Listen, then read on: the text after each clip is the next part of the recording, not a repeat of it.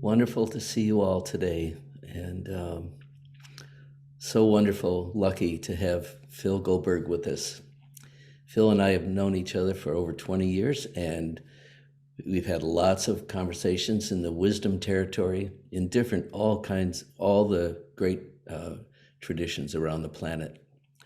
And Phil is a well-known author and a podcaster, and we'll send you all the links to what he's done in his life. And today we're focused not so much on his past, so I'm not going to read his full biography. I hope that's okay, Phil. You do what you wish, Jonas. Thanks. And I told Phil that today all of us are spiritual travelers, and as he is, we have that in common, no matter what tradition we come from. And Phil is very acquainted with what we just experienced, silence. And I don't know if this is a surprise to you, Phil, but to begin our conversation, I'm wondering if you could share with us what silence is. What is silence? And you go from there anywhere you want. Yes, it is a surprise, Jonas.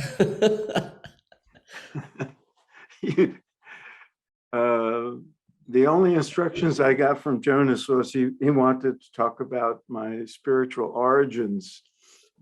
So we'll come back to that, I guess. Yeah. My origins were anything but silent. I grew up in an apartment house in Brooklyn where you could hear neighbors fighting with each other.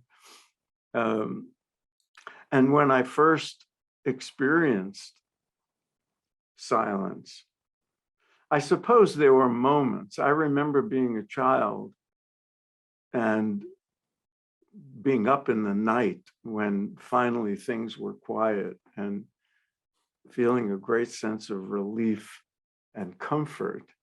I know some kids get scared in the dark and in the silent when it's quiet, but I just found comfort. Maybe that helped propel me toward a spiritual path, but I'll come back to that. But what does silence mean? For some people, I think there's an apprehension about quietness and silence, that almost as if something dangerous lurks there. But to me, silence, the true silence, not just quietness, but the silence that is within us, that we, in my perspective, is truly what we are. You know, in some traditions, it's called emptiness, and in some, it's called fullness. And I think of it as both. You know, the emptiness, there's a passage in the Upanishads that the emptiness is fullness and the fullness is emptiness. And that's how I experience it. And once I came upon methods for bringing us to that natural state of silence, which is, you know, what we truly are, I couldn't get enough of it. You know, in the Hindu tradition, that the self with a capital S, the Buddha nature, you could say, the Godhead that is our ultimate nature, is said to have be experienced with the three qualities of Sat Chit Ananda, existence, consciousness, and bliss. And so, you know, and bliss is often misinterpreted to be, you know, some kind of just extra happiness. But it's, you know, it's sort of that what the Bible calls the peace that surpasses understanding. It's that inexplicable contentment or okayness.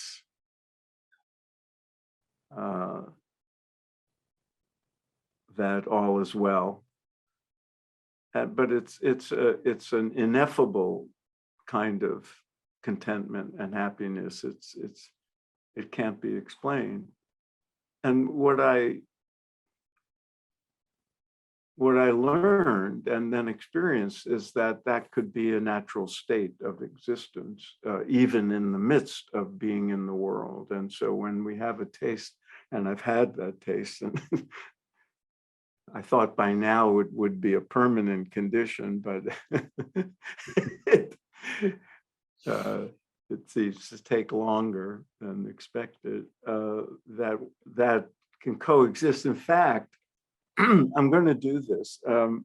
I was joking with Jonas before you joined us, because I'm moving from 40 years in Los Angeles to Western Mass in a month. And my wife and I are just overwhelmed with all that has to be done. And I'm going through decades of stuff and trying to remember everything I've learned about non-attachment, because some of it has deep nostalgic and sentimental meaning, but we're trying to minimize what we bring with us. So I'm going through books that I've had with me for decades, and the books mean something, but I have to be ruthless about leaving stuff behind. And then I found boxes of photographs, and I'm going through them and scanning the ones I want to keep and throwing out the others. And then I found boxes of letters that I kept, because even back 50 years ago, I thought one day I'll be a professional writer. And so I should keep stuff, keep meaningful stuff like letters, from when we used to actually mail each other handwritten letters or typewritten letters, and I kept them. I even kept carbon copies of some of the letters I typed to people. So I joked with Jonas that I'm finding letters from girlfriends from the late 60s, and he said, read them to us. And he was joking, but I remembered something I read in one last night, so I'm going to read it now. And this is hysterical, because I just she was Peruvian, so you'll have to excuse. And so it was amazing. She had just taken up some yoga and meditation practices, and I suspect there were psychedelics too, but she was a spiritual gal. And she writes, oh, another very important thing I found out is that I watch me. And it's really a good thing. I watch me doing all these things and seeing me as I would another person that I know not too well. Yeah. However, and then when I am, for instance, getting mad or being irrational or silly, I up there look at me down here and laugh for the most part. That's great. Oh, well, anyway, it helps me not to make me so important, especial.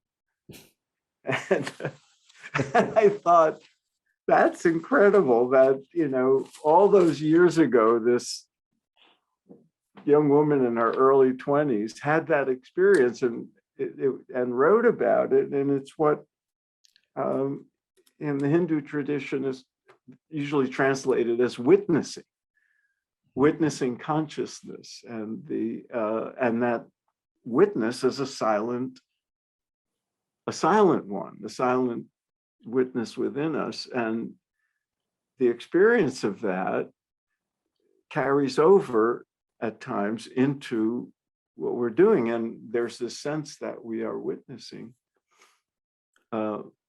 ourselves, where our small selves speak and move and think. And the true self, as they say, is, beyond all that, but ever present, along with the changing, transient experiences of what we call real life. But the reality, the real life is the silent one that witnesses it all. And the Upanishads is a metaphor that you may have heard. I'm going to have to paraphrase, but it says something like, there are two birds in a tree. One is busy with the eating the fruits of life and pecking around, and the fruits of pleasure and pain, and the other witnesses. The other sits on the limb and perched in silence and is the silent witness. And like that, we have both these selves within us. And he who only knows the active bird will suffer. He who also knows the silent witness will be beyond the suffering. So that's a long answer to what silence is, but to me, but it's something I learned many years ago to seek and to experience and to cultivate as best I can. And as I said, it's an ongoing work in progress. Right. Phil, what strikes me is like such a gift you had so early in your life, this 20-year-old, 22-year-old Peruvian woman who was really in a glimpse of enlightenment, really, wouldn't it be? Yeah, and I have to confess, that's not why I was interested in her. Okay. But it's that I came across that, that must have meant something to me at the time. Otherwise, she wouldn't have written it, and I wouldn't have saved that letter. But coming across it all these years later, it's so fortuitous and so interesting. But yes, and it came around the same time I knew her, around the same time I was beginning to explore all the mystical traditions and practices. I was sitting zazen, and I learned TM, and I could, my whole life radically changed at that time. I was living then in Cambridge, actually, Boston, then Cambridge. Yeah. Yeah. That was in the 70s, right? When you were in Late Cambridge? 60s, early 70s. Mm-hmm. I mean, really, the spiritual traditions from the East were just beginning to flood the young people in America. Yeah, and I was part of that. Probably some of you were as well.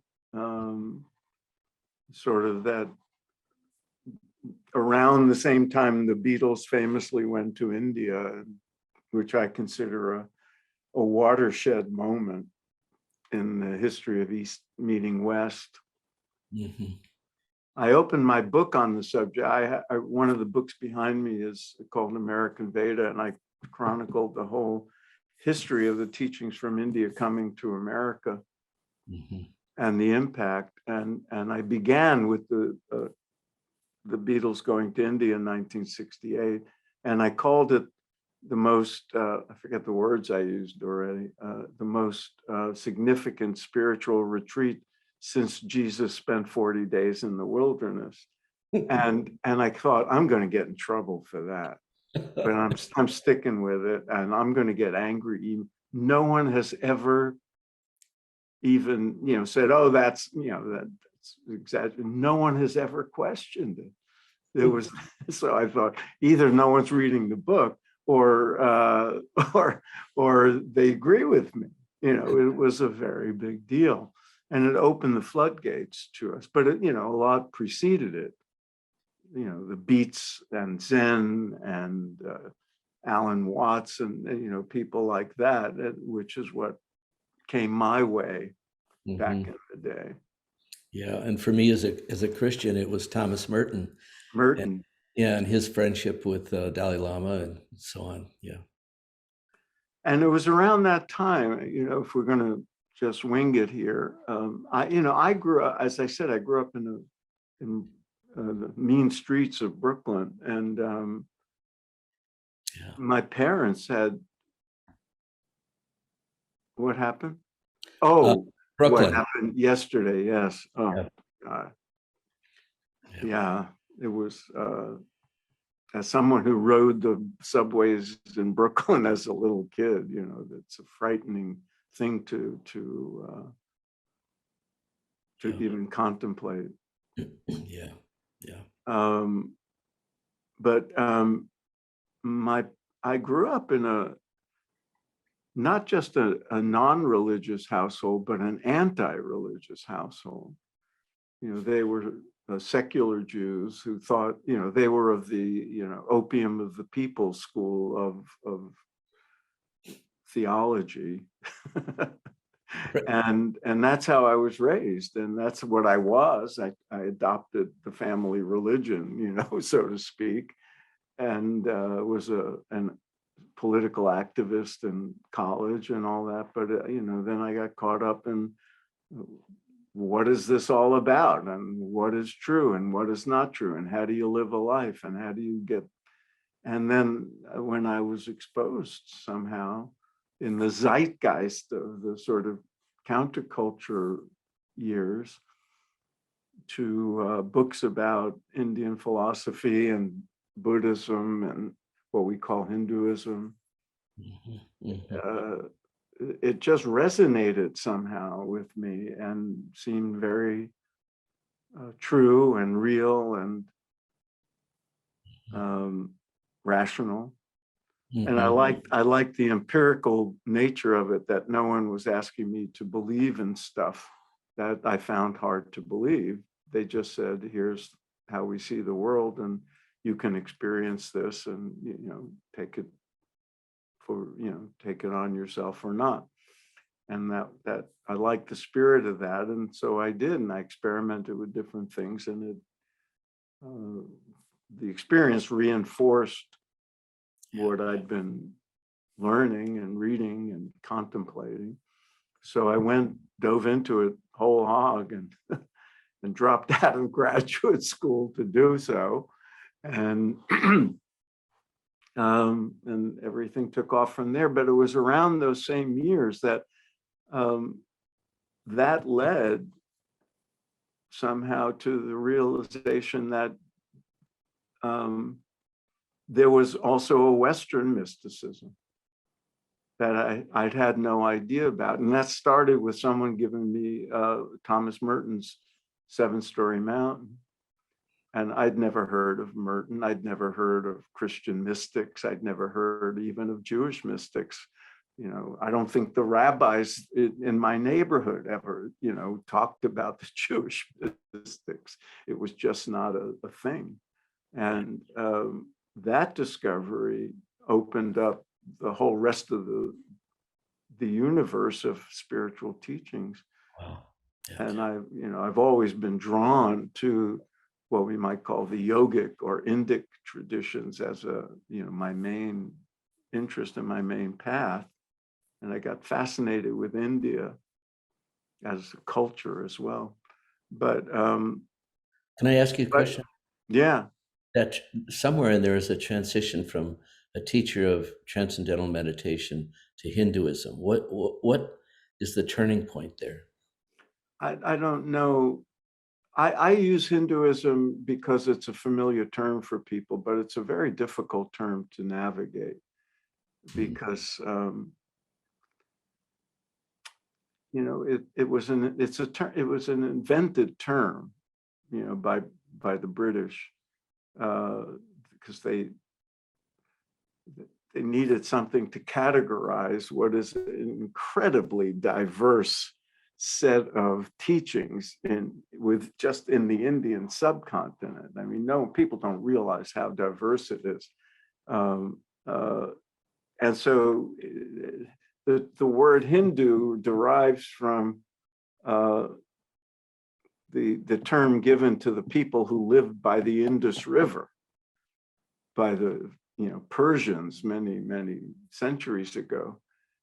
And so everything became Hindustan, and the people were Hindus, and the religion became Hinduism. The Indians didn't think that way. They had different spiritual orientations, all of which were represented and honored. But there were certain core commonalities, and that became what's called Hinduism. And so I don't like using the term. Because I don't think of myself as Hindu. I don't like think of myself as with any of those labels, but it would have to be I would have to say that's the primary orientation, but it's not, it's more yogic. The yogic aspect of the Indic spiritual tradition, the sort of practice-oriented empirical nature of yoga and its aims and its methods, which are practiced across all the different schools of Hinduism, and also by Buddhists and Jains and Sikhs and others. So I prefer that term, but that too is problematic, because if you say that, people think of bending and stretching, and and so yeah. As a writer, when I write about this stuff, it's an ongoing thing. When do I say Hindu? When do I say yogic? When do I say Indian? When do I say, and it gets difficult. But there was no. You asked about a TM, and I took up a TM just a few months after the Beatles went to India. But I'd already been experimenting with Zen and other things I was getting out of books, and it just occurred to me that getting properly taught might be a good thing. And I knew friends who had taken up TM because John and George and Ringo and Paul did, and so I said, okay, I'll try it, and it worked very well for me, and it was really transformative. And I then started going on meditation retreats, and I said, you know what, I'll heed the call and become a teacher. And the teaching part was in part because I had wanted to save the world as a political activist, and now I thought, well, maybe the transforming people from the inside out is a better way to go. So I thought I wanted to do that, but mainly I wanted to do it because it involved months-long meditation retreats as part of the training, and I just wanted more of that. I wanted, the full Monty of, the enlightenment prospect, and those years were, in fact, very transformative and laid a foundation for the rest of my path. But the philosophical, and you could say theological aspect of it was an outgrowth of wanting to just know more. But then I stumbling upon the commonalities in all the mystical traditions. I remember reading Aldous Huxley's book, The Perennial Philosophy, which had a big impact on me. And reading, people like Alan Watts, who saw those things, and Joseph Campbell. I remember reading something by Houston Smith, but I hadn't read his wonderful textbook on the world's religions. But then, many decades later, I interviewed him 2 or 3 times for my books, and he wrote the foreword to American Veda, and I always felt a debt of gratitude to him.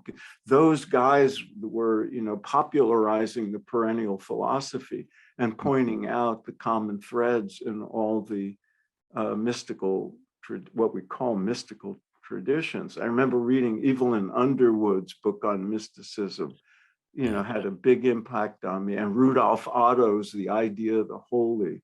And then, because it expanded, then it wasn't just, oh, this guru or this practice or this tradition from India. It was, this is universal, and something that universal must be real. It was the equivalent of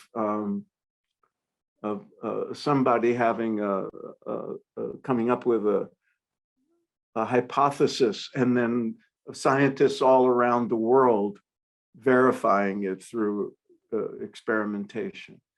So if Christian mystics are experiencing this and describing it in their language and in their terms, and the Sufis are experiencing this same kind of experience, expressing it in the language of Persia or the Arabic or whatever. And if the Jews of Poland were experiencing it, and the Hasids in Brooklyn are experiencing it, and the Buddhists are experiencing it and calling it emptiness as opposed to something else, this just made it all the more valid and all the more real to me. And it gave me permission and invitation to learn from all of them.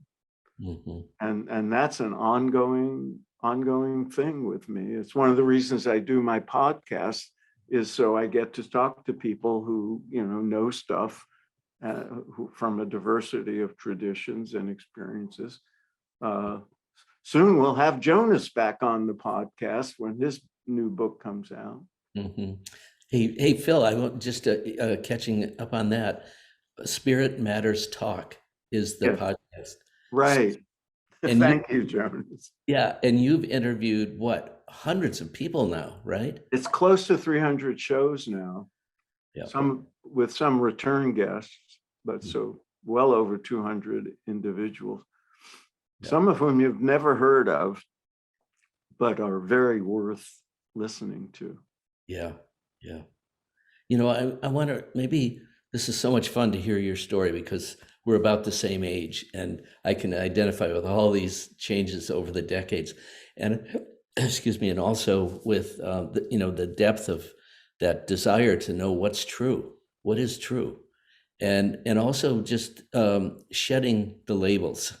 I'm Jewish, I'm Christian, I'm Buddhist, and those labels are starting to dissolve around the whole culture. I mean, my basic practice is always been Christian, and then I discovered that Jesus was a Jew, and so that opened a doorway. And then I discovered that in my experience, Christian kenosis, self-emptying of Christ, is Japanese Zen shunyata. And then the openings, the doors just kept opening. And now, of course, I very rarely tell people that I'm a Christian, because a lot of Christians think that Donald Trump is God. So it's very difficult to be anything. Yeah. But there's an upside to that, isn't there? Yes. Yeah, there is. And it's very interesting, because you were one of the people who when I first met you, I said, oh, he's one of those people whose penetration of Buddhism and Zen in particular, as I recall, has informed and deepened and enriched his Christianity. Yeah. Which, I had glimpses of from reading Merton. And I had met a few other people like that. And I had met many people who, because of my TM thing, years, I'd met a great many Christians and Jews whose experience of their native, their ancestral tradition changed and deepened because they learned a meditation practice. Yeah. Because they started experiencing something that was not out of the mainstream of their tradition, but present in the hidden recesses of their tradition. Yeah. And in the mystical tradition. You know, I wrote a biography of Yogananda, who's probably the most famous of the gurus who came here. And a whole lot of people, especially back in the day, were influenced by his autobiography of a yogi. And one of the things that blew people's minds back then was how much he loved Jesus and how informed he was about Christianity, but had a very different take on it. It was a yogic Christ and a sort of Hinduized view of Christianity, but his reverence for Jesus and I mean, to the point of, you know, their Christian Christmas and Easter celebrations in his lineage are far more rich and deep and devoted than the average, you know, Christian who, you know, just, you know, buys a Christmas tree and gives out presents. I mean, it was, you know, they'd have day-long meditations on Christmas Eve in honor of the Christ within and the Christ consciousness. And when I read that stuff, I remember having this experience. And it's just in all my interviews and everything from my books, I've heard many similar things. When I read Autobiography of a Yogi, I already knew there was a Christian mysticism and all that. But when I said, my God, this you know, world famous guru, this revered guy, he really loved Jesus. What am I missing? So I read the Gospels for the first time. I was already in my 20s. I was already on my spiritual path. But, you know, Christianity, when I was growing up, was just, you know, a threat to Jews, for one thing. It was not long after the Holocaust. And, you know, grandparents and great-grandparents around me, you know, who had fled for the Cossacks or the Nazis. And then, but I loved Christmas. I, you know, and my Italian neighbors would always have a present for me, and I liked that. But when I read, I said I should read the New Testament. You know, here I am living in America, and I should know this. And look what Yogananda found in it. So let me check it out. So coming to the Gospels from a position that of never have, you know, I went to church once. I never went to synagogues either until I was forced to attend bar mitzvahs. But the only time I'd ever really spent any time in church was I went to Christmas Eve in my senior year in high school because I had a crush on a Catholic girl, and my Irish Catholic friend said, "Oh, she goes to my church. Come with us," you know. And so I went. It didn't work out, but that was my one experience with church. And so I read the New Testament after being immersed in, I had already read some of the Upanishads and the Bhagavad Gita. And so when I read the New Testament, I said, oh my God, he was a yogi. He was a guru. He had disciples. And he gave satsangs, you know, spiritual gatherings, and he dispensed teachings and wisdom. Now I get it. And so I didn't have to unlearn what Yogananda called churchianity. I just let, oh yes, he was a guru. So then he became a teacher of mine too. because, he was right up there with Buddha and the others. So Yeah. that was my experience. And That's I count myself lucky in that way, because, a lot of people had to unlearn a lot of, the stuff around Christianity that they were raised in. And many of them had rejected it, often because they went off to college and met people from other faiths and said, well, really? They're going to take my good friend and he's going to go to hell because he's not? That doesn't sound right to me. And so they were alienated from the tradition of their birth. And then they discover Buddhism or Hinduism, and they rethink their own tradition and come back to it in a different way, in a different light. That's right. That's absolutely right.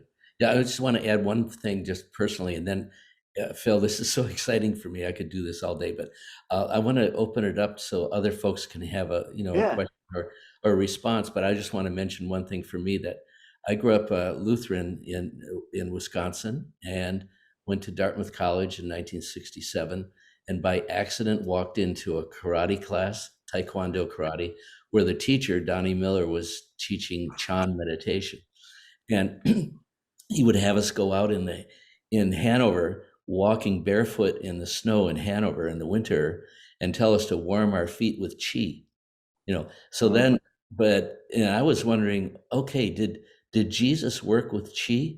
Like, did he cool his feet in the hot sand in the Middle East? Yeah. And that was the beginning of that journey for me. So that's what But you walked into it accidentally? Yeah, yeah. And I joined. I learned how to, teach karate myself and stuff like that. It reminds me of a story that I write about in my book. A young Stanford undergraduate in the 50s, Michael Murphy, walked into a comparative religion class, walked into the wrong room and sat in the class. And this teacher happened to be Frederick Spiegelberg, a great, scholar of comparative religion, who had a rarity at that time, great respect for the Eastern traditions, and had spent time in India. And Michael said when he spoke the word Brahman for the first time, Michael's life changed. And so he stayed in the class and switched from pre-med to philosophy, and went off to India after graduating and came back and started the Esalen Institute. And that's how Esalen started, because he walked into the wrong class instead. Sometimes accidents are the doorway to, and sometimes girlfriends, right? Yes. So, Phil, let's pause and see if anyone would like to respond or ask a question. Yes. Yeah, just unmute yourself.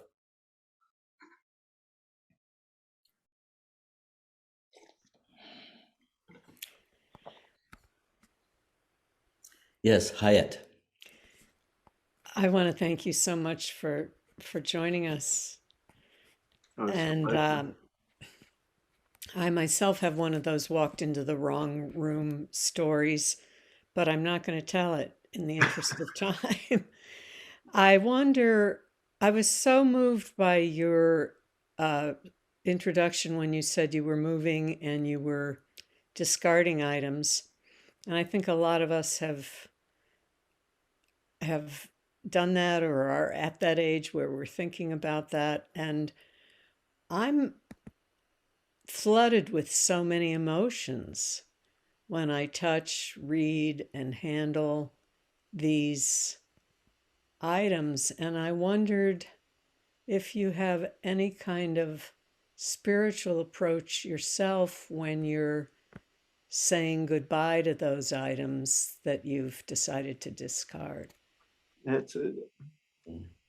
Thank you for that. The spiritual practice for me at the moment, the dominant one is to discern what's an unhealthy attachment or not it could be an unhealthy attachment, but just a needless attachment to something. And to discern whether I really need the object to hold in my heart the feeling it invokes. Do I need it? Mhm. And part of it is just practical. We don't want to take everything, and it's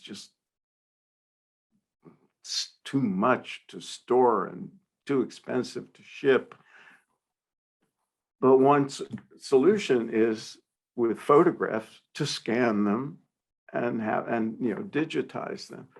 And I'm going through letters and I'm going through files of stuff and deciding what to scan and what to not. And it's agonizing at times because I want this stuff. It's meaningful. I want to spend the time and read all these letters and all this, but time is valuable too.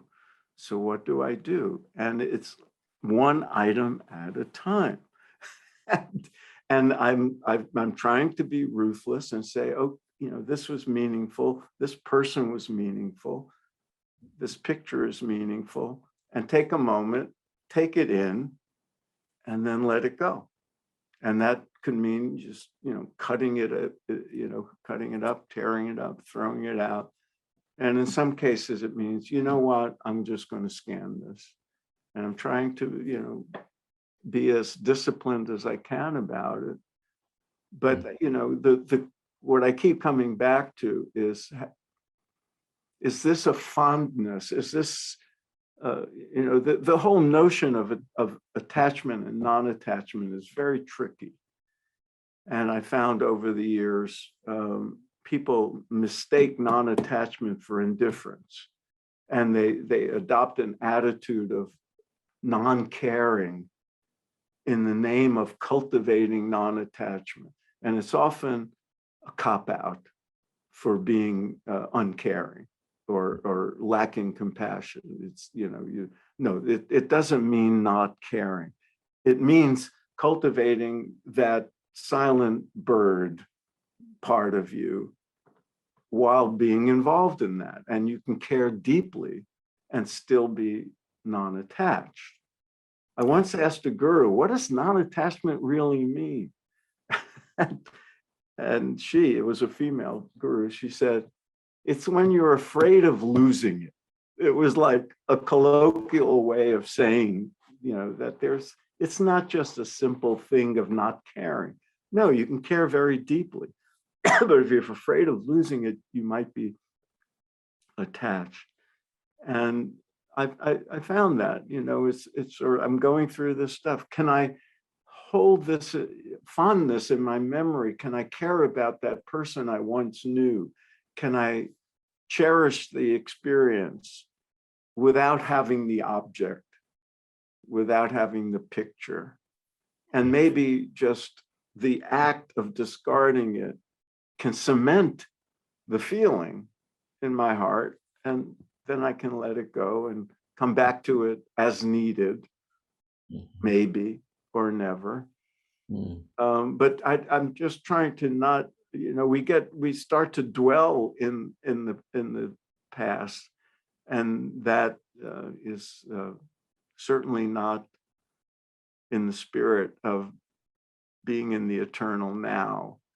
But if I can learn from it, then it's useful. It's complicated, this whole non-attachment thing. But the key lesson I learned along the way is it doesn't mean not indifference. It's very different. Yes. Christian. Thanks, Hyatt and Phil. Thank you very much for your talk. I'm interested in what's going to be hardest for you to let go of leaving California, and what you are really hoping for will come to you moving to Western Mass. I have a fondness for the area. I remember the first time I went to the Berkshires was the late 60s, because my best friend at the time moved there to manage a rock group. So I'd go up and crash at their place from time to time. And then I moved to Boston. And then a couple of years later, I went off to become a TM teacher. And when I decided where I would teach, I wanted to live in the country. I'd never lived in the country. I only lived in cities. So I moved outside Amherst and spent a year running around speaking mostly at schools and libraries and teaching meditation, and occasionally crossover into Albany. And I just loved it. There. You all know Kripalu. Before Kripalu became Kripalu, it was the Shadowbrook Monastery, a very rundown place. The Jesuits could barely keep it up, keep the heat on. And so they'd rent it out on weekends to groups like TM people and others for weekend retreats. And I led retreats at Shadowbrook before it became Kripalu. So there was a fondness for the area. And then I've been back any number of times. Unfortunately, only a couple of times at peak foliage. But and I've taught at Kripalu. And when my wife and I were thinking, let's get out of LA, where do we want to go? The whole series of considerations came into play, and we said, let's go to the Berkshires, and we'll be close to relatives in New York City, friends in Boston, friends in the Northampton area. Let's just go. And a mutual friend of Jonas's and mine had moved to Great Barrington and helped us find this house, and I'll be 3 blocks away. Well, you were lucky to find the house. Lucky to find the house with the market is so hot. Yes, but by LA standards, still a bargain. So that was part of the relativity of it all. But so I'm looking forward to small town life. I'm looking forward to seasons. I'm looking forward to new experiences, new friends, and the beautiful countryside. And I just have to not slip on black ice and break my hip. And someone turned me on to something. I remember when people said, yeah, but winter. And I said, I have great memories of the beautiful winter countryside of New England. But I also remember skidding off the road into a tree. And so I have to be very careful. But the gear is much better now than it was 40, 50 years ago. Someone turned me on to yak tracks. Yes. Oh, man, I can't wait to order some of those.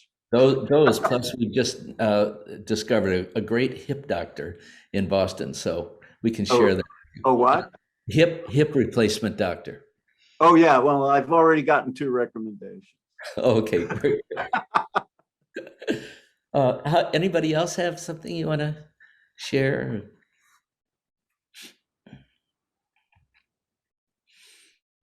Mm-hmm. One of the things to add to what I'm looking forward to is silence, is quiet. I live in a part of LA that's pretty quiet for big city life.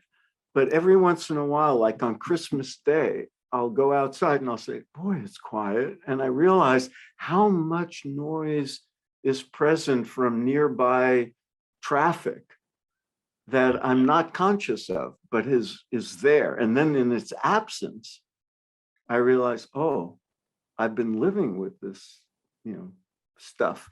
And then I have to drive somewhere and it's annoying and noisy. So I'm looking forward to the piece of the countryside and looking out my window at trees and, old growth trees, and just having access to the woods and the peace. Yeah. I'm looking forward to that. And because I'm a writer, and I think it'll change my writing, it'll change my spiritual experience, my practice. And I look forward to that. And I'm preparing to learn how to to complain about the traffic on weekends in the summer. So I want to fit in right away. Right. But we have a few more minutes, and then we'll say so long to Phil. It's been wonderful to have you here, and I'm very excited about you being around more. Yeah, I'm looking forward to coming over to Northampton and seeing you and Margaret and other friends. My cousin lives in Conway, so. Yeah, beautiful territory. Yeah. Anybody else want to share? I want to mention too that, and this is also possible, when we say goodbye to Phil, I can hang out for a little while if you want to have kind of a breakout room to share among ourselves when Phil says so long. Are you going to talk about me after I'm Yes. gone? Is that Yeah, the and oh, we're not going to record that, so don't worry. okay. It'll be all good, Phil. Okay, thank you. Plus, we know that you're not attached to any kind of feedback. No. No, even bad reviews of my books, Jonas, they don't bother me at all. That's great. Beyond all that.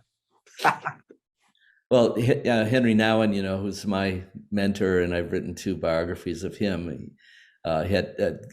Many people at the Empty Bell know this, but he gave a talk at the Crystal Cathedral in Southern California when it was still Protestant, and now it's the Roman Catholic cathedral. He said, the big question in all spiritual practices is, who am I? Which you brought up too. That's the number one question, who am I? And he said, I'm not what other people say about me. I'm not my job. I'm not what I have. And you've touched on that. Well, if I'm none of these things, and this is, it's critical to let go of all these things, then we're nothing. Is it okay to be nothing? Nothing and everything. That's the via negativa, right? Yes, absolutely. Or what in Hinduism they call neti neti, not this, not this. Yes, yeah. Well, we look forward to reading your next book, and do you know what it's going to be? Well, I don't know if it will be the next book because I have a nonfiction book in mind, but I've been working through COVID on a novel that is deeply personal and deeply meaningful to me. And I've been wanting to write for 30 years and ran out of excuses. But I'm making progress on that. So that could be my next book. Well, you've already written or co-authored 20. So keep going. Thank you, sir. I intend to. Great. Good luck with your move. Thank you. Can't wait to be. I wish I could go to sleep and wake up in Great Barrington in the spring. Right. Yes. But I'm getting a lot of good workout. That's great. A lot of detachment practice. Yeah. Okay. Thanks for having me, Jonas. Thanks you, everybody. It's a pleasure to meet you, and I hope I meet you in person in Massachusetts. Absolutely. I hope so too. Safe travels. Thank you, sir. Bye. Yeah. Bye.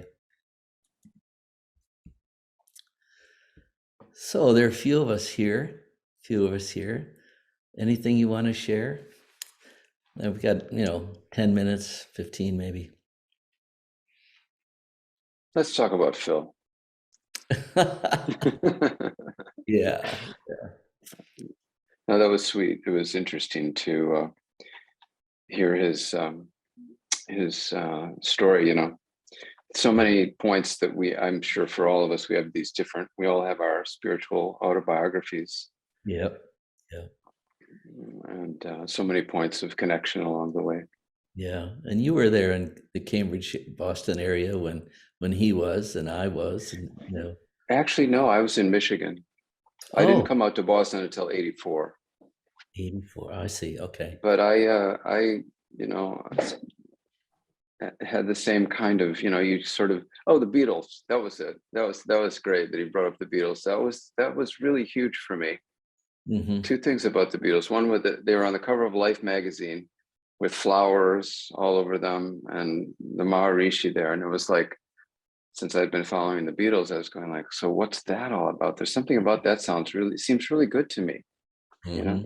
Yeah. And then the other one was that Paul said, which was very funny to the other Beatles, but he said that he had been experimenting with LSD Mm-hmm. And I said, now what on earth is all this stuff about? This Uh-huh. LSD, this marijuana, you know, all these things. Yeah. And now you have flowers all over you. I have inner flowers. Yes. They're always blooming. Right. Yeah. Just so grateful to be alive at the time I am, that all of this was happening. And he was talking about the early 70s. I was on a different track then. I was just in law school, you know, so I wasn't, but sooner or later, you know, those of us that are here, we got in this flow, and wow. So Yeah. to hear, you know, it's Yeah. how fortunate, just in one lifetime, the world, and you know, we're all, there's a lot of anguish around right now about the state of our world, but so it was really nice to be involved in a trajectory of my life, that I can feel so good about, you know, that it's very hopeful. It's very, Yeah. Yeah. thank you. And now, Annie, we're all aware of your healing journey, that you're back with us, which is I fantastic. am, and more grateful than ever. So Yeah. Yeah. What else comes up for you? Anything else? Take a couple more minutes. I had a similar reflection, just how when he talked about how so much happenstance, you know, that it can be a circuitous route, like Annie was saying, but how we've all arrived here. And also, I just love that synthesis, as you were talking about also, Jonas, about, you know, whether you started out from Christianity, Judaism, or Buddhist thought, you know, there was that convergence, Yeah. which is amazing. I also liked the way he talked about really following spirit, following his heart, and, you know, only being so intentional, and also being open to that silence. Yeah. Yeah.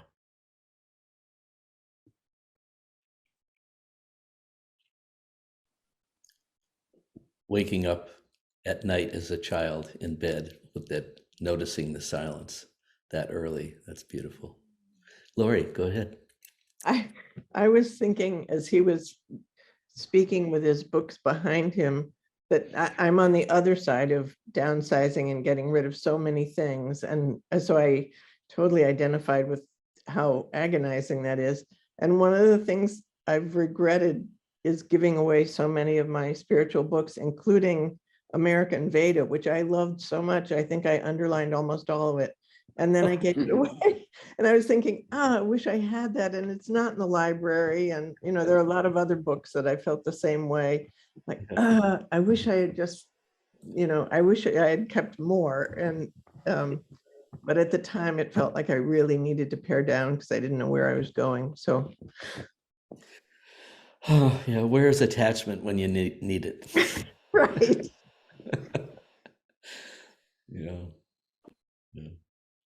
Well, that process he was talking about is, you know, like it's one thing to move, and then a lot of times we'll take stuff and put them in boxes because we kind of don't want to try to figure out what to keep or what not to keep, you know, depending on if you've got this big time frame.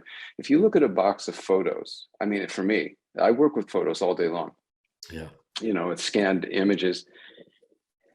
And if you look at a box of photos, then you start to decide, and you pick up a photo and you start to connect with it and the time, and then it's like, and then you're going to decide, like, do I keep this or do I?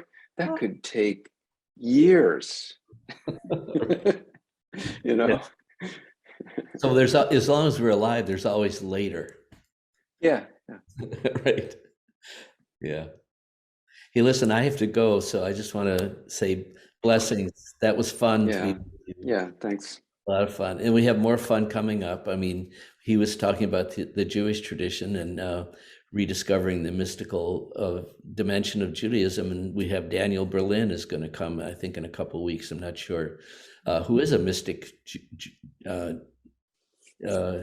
don't know if he'd call himself a Jew anymore, just like we were talking about the labels.